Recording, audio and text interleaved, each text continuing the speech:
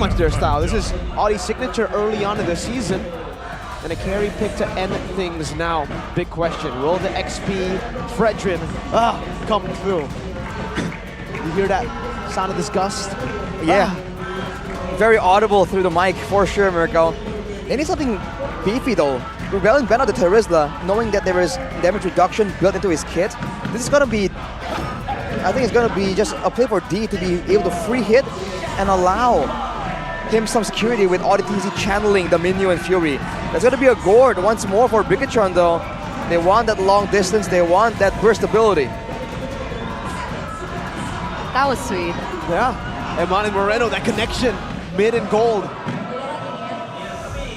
Oh, this is scary. What do you think about the compositions for both teams? I feel like Rebellion, once again, they're playing with their strong suit, right? They want to go for those short initiations, and when they can catch someone, they can delete someone. With a Paquito, with a carry, that's absolutely the case. For BIGETRON, it's a lot more balanced as it has been in the past 2 games. But for now, I think only time will tell how the early game will play out and how that will influence the first fights. Because if BIGETRON fall a bit too far behind, they still have the Mathilda to be a bit more crafty with these positionings. And now we're at the pinnacle of this best-of-3 series.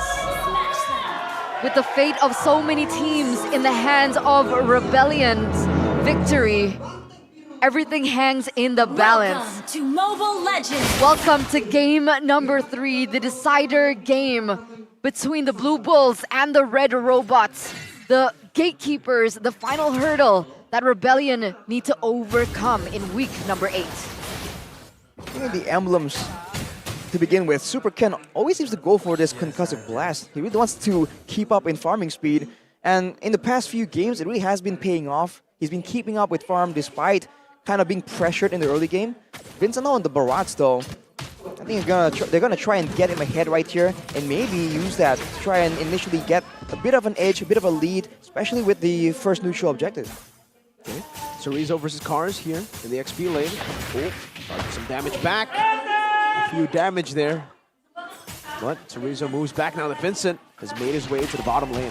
There's less 1v1 prowess for Chorizo here, going with the Purify instead of the Vengeance.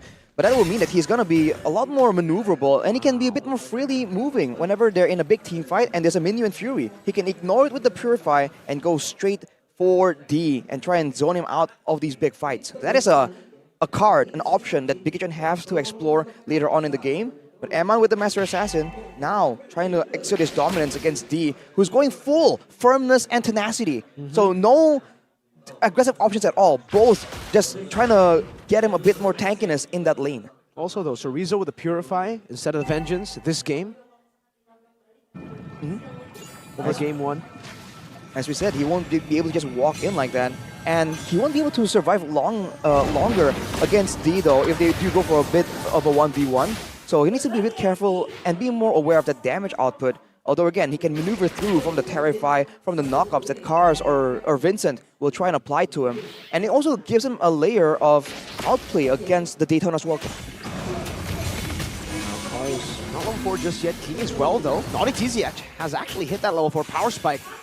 Super Ken a level ahead of the Barats. Very interestingly, as now some damage comes down. Oh my goodness, Key got knocked out. A Mystic Gush comes in. Super Ken wins out the Red Tree battle just by dashing in. Now gets caught by the death of his welcome. And 3 members just lock onto him as Cars neighbors don't Chorizo away. Super Ken in the midst of it all. And Embracer's Wrath finds one. He gets caught in the Mystic Gush and the Flicker as well, but somehow Super Ken is still alive. Man is tenacious, but finally ODTZ will flicker forwards to take him down with Cars. They had to commit so much just to get Super Ken down. But in the end of the day, BIGETRON Alpha hold control over the first neutral objective in that turtle.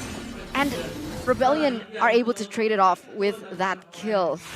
Audience prediction shows that 69% of the audience does support the Red Robots, but Moreno very early on with the ultimate. He can get out with the Guiding Wind, but man, Super Ken, so tanky so early on in the game with the sustainability, even though he went for the Concussive Blast. He did not have a Brave Smite or an Impure Rage or anything of that nature to help him out right there. But that's still going to be BIGETRON kind of still equalizing, despite the fact that some of these moments really seem to be siding with Rebellion. That retribution from Superken just keeps them in contention in these early game fights every single match. I'm such a big fan of Cars whenever he plays the Makito, especially when he goes full damage, lethal ignition, right? It reminds me of Iran, actually. We were used to seeing that from him, and Cars has gained that confidence now to actually just go all out. Even with his build, Mystic Gush on the Swaylo, who's stolen a Circling Eagle. They'll be able to survive, but Superken is just actually invading the Barats. Wow. Playing very aggressive here, and it looks like so far, Audi, TZ, and Swaylo, they don't really have much to say about it, especially seeing that Swaylo was caught quite low earlier on with the capitalization of Moreno with his Mystic Gush. But here it is once again. The turtle is going to be spawning in the land of Dawn. There's some damage being traded in between both of these gold laners, but for the most part, it looks like things are equal in EXP. Superken and Vincent, the commitment. With the Circling Eagle too. Swaylo has also already popped the Circling Eagle. Cancels it now. Superken with a jump forward and a taunt as well. Now looking for the retry, and it's going to be Vincent this time who wins it around. That's his welcome on the Chorizo, who cannot use the Purify. My goodness, the damage comes down with the Abraser's Wrath as well. Superken turns it around. Cars gets one shot in to take Chorizo down. And now Swaylo, he has the flicker. He should still be safe, and he does get out. BIGETRON always one step ahead right there, but Rebellion finally equalizing in the neutral objective take. Vincent actually winning out for once against Superken, the man who has a reputation. And part of why BIGETRON is just so good at setting up like this is the fact that Moreno can clear the mid lane so effortlessly with this gourd. Already in the Enchanted Talisman, he's spamming out all those spells again and again, and he has true damage built into his kit. Unlike Swaylo, who is forced to go with the Necklace of Durance to try and slow down the regeneration, the shielding coming in from BIGETRON, and that means he can't really spam out the mana as reliably. He's going with the Quantum Charge as well, so no real bonus mana regeneration, so he's forced to try and be a bit more economical with his spell usage, and BIGETRON are absolutely abusing it. Meanwhile, in the mid lane, you can see that pressure coming through from BIGETRON, hoping to gain some momentum, a pick-off perhaps in this mid lane. Unable to find it, goes for the clear instead, and they walk towards this top lane. D and Amon, we've seen the gold. The disparity is so small that maybe they want to give Amon a bit of an advantage, but up till this point, they still haven't. Rebellion looking like they want to go for the exact same thing. Vincent and LTTZ already roaming towards this top side. Amon seems to feel like something was up, so he will be able to get out of it. Looking at some of the items, by the way, Superken has a Brute Force Respite, so he is absolutely valuing his maneuverability in these fights. Still going there 2v3 technically. I wonder if that's a bit of a mind game. Kind of pretend like backup was in the area, even though they're really not. So Rizzo's behind in that lane just because of the Purify? Is that the reason? Cars is 3-0. He's so low. All in earlier, and BIGETRON tried to trade it with an all in the mid lane, but yes, Chorizo will be the one forced to recall for now, and Superken will probably have to reset this turtle. But BIGETRON still setting up for it as much as possible. I think their main tool to use here is Moreno, but he's going to be busy clearing in the bottom side. So Superken alone right here as Cars looks for an opportunity. A jump as well, but the guiding win actually gets Superken out. And now the retreat battle comes in, it's Superken who wins it. Goes in for the taunt on the Vincent, who might just have to use it after this welcome now as he gets tied down by Chorizo. And Chorizo goes in with the help of the taunt from Superken too. In the mid lane, and Mon just dives in deep. And Vincent as well will fall to Chorizo. Audie's next in the chopping block as they go for the dive, and Chorizo picks up the double. A Purify out. Ken with an attempted taunt in the mid lane. Tier 1 falling, traded out for the Tier 1 up top. Massive win for BIGETRON, but losing a turret on the top side, leaving D to his own devices. It's almost like they feel like they have enough assurances to shut down the carry in the big team fight. They are focusing everything to go for these neutral objectives, and they haven't really been funneling a lot of these ganks, a lot of this damage and spells to that gold lane, leaving Amon to just kind of solo pressure. And that's going to be something that they have to try and keep in mind here, because again, Rebellion, they're going for a lot of these fights, but technically they're still waiting on their main damage dealer, who can still do true damage as well. Bonk. Wow.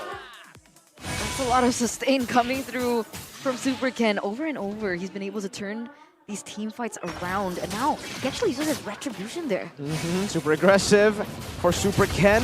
It's in the name. Now, onto Vincent. He goes Mystic Gush as well. Oh, Vincent caught in the bad spot. Now ran down by Iman too, but they don't decide to commit. They just go for the tier 2 that's free up top. Super Ken seems like he just doesn't want to stop. He just keeps on going, poking Rebellion every chance he gets. He's hungry. And for BIGETRON, I think this is where they want to be aggressive as well, because Super Key has the Flash of the Oasis, and meanwhile, Audi does not. And that might be due to the fact that he actually went with the Bargain Hunter on that Mathilda, so he is going to get his items a lot faster, and that might be a power spike that BIGETRON are trying to take advantage of. Blue turret down below, now taken by BIGETRON Alpha. Good timing for them. The Lord has just spawned in the game here in the 9th minute. And BIGETRON take control. You, Cerezo, wow. Just jumping forward, trying to poke them down. Vincent now also trying to bait out that Death in his welcome, and Cerezo has that Purify. Look at the rest of BIGETRON Alpha already corralling over the turtle. Mystic Gush! Oh, Death in his welcome has been used up to escape. And now Cars almost finds the assassination. What the heck? Iman with the assassination too! Now onto D, he goes, might just be the revenge that he wants. He dives in back, and Cerezo, my god! The combo in together from the side laners as Iman is very low. Now one last shot should do it. Audi TZ collects a shutdown. BIGETRON collect the Lord. Wow. Whoa, hold on just a minute, okay? So many things happen at that entire sequence that I don't really know where to start, but I do want to start with Audi TZ. That knock-up got him a double kill under the turret, but wait a minute. Cars gets shut down by the laser, and the recalls come through from Key. Just like that, no control left for Rebellion. They were the ones with all the AoE. They thought that they can protect their backline. But right there, no one is safe when Iman is on the hunt. Not an assassin, yet acting like one, just showing up right there, even diving, going toe-to-toe against D with the help of Cerezo earlier. But yes, diving a Minotaur already shows why that's a bad idea, but overall, the fact that they were able to get so many things, including the neutral objective there, is absolutely value for the side of BIGETRON. And look at the difference in gold, especially in the mid lane. Vincent? Chunk to half already, and Iman is going on in the Circling Eagle as well. Vincent, no death in his welcome. And they go on the sway low, gets locked down by the taunt as well. The Super Ken is caught in no man's land as Minute Fury comes out, but no one gets knocked up. BIGETRON slowly but surely trying to utilize these waves, but it's only just the First Lord, and it's a good defense by Rebellion. But Moreno is already dealing so much damage, and you're right, that gold disparity is insane. 2,000 already, Iman, he's snowballing, and now he is just flying into the base of the Blue Bulls, and these waves are still crashing. They're looking to find more value. Knockout strike to bring Super Ken under the turret, but Iman just eats up that turret. They're able to siege it down really well. Backing away now, utilizing the advantages that they have to wipe the jungle of any creeps to take it away from Rebellion. BIGETRON just playing to their strength so well here. Mobility is the name of the game, man. Everyone on the team can be so mobile except for Moreno. And even then, he has the benefit of the Guiding Wind. And if you look at his itemization, he went for the Ice Cream's wand. So now, Rebellion trying to walk through the Mystic Gush, the Mystic Projectile, Mystic Fields. They're just even slower in trying to catch off the members of BIGETRON. And he knows that they don't require... He knows he doesn't require the glowing one right here. He's not trying to poke, he's trying to burst down these big members. So he goes for more damage, and he goes for the Blood Wings as an option, knowing that Cars is always on the hunt, looking for him in every single team fight. But again, the gold disparity, he's 2k plus gold ahead from Sway Low. 103. The KDA doesn't reflect how much he's doing for his team. We saw on the damage dealt charts that he was #1 above everyone else, above Iman. And we've seen Vincent even struggling. And he's the one who's supposed to be able to take this damage, and yet he's unable to at all. It's a problem when they go in for the neutral objective takes, and it should be a problem here. With them knowing this, what's the plan from Rebellion? Oh my Cars!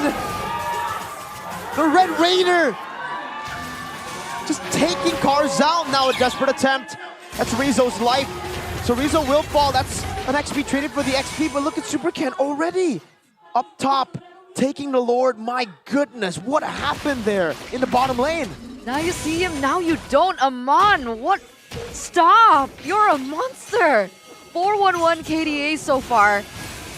They literally started with almost a 0 gold deficit and now it's 2k plus. I think Karsh just got a bit too overconfident, knowing that in general, this should be where the marksmen are scared for their lives. Karsh has a Sea Halberd, Hunter Strike, and the Malefic Roar, so he can have burst damage. But Eman himself is at a full inventory slot, and he's going for this huge damage build with the Corrosion Side, the Demon Hunter Sword, the Golden Staff, Malefic Roar, and the Endless Battle. So he has a bit of true damage, a bit of burst as well, and he just keeps going for plays like that.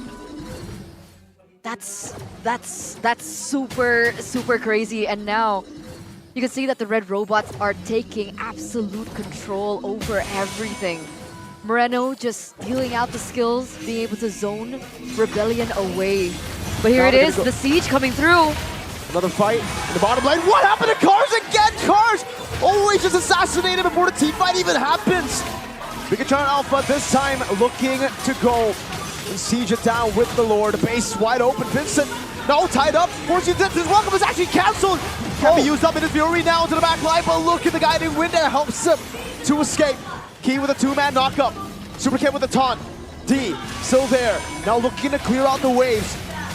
Mystic Gush by Moreno onto Vincent as Eman looks pretty executed in the back with D. Still able to escape for now, Eman.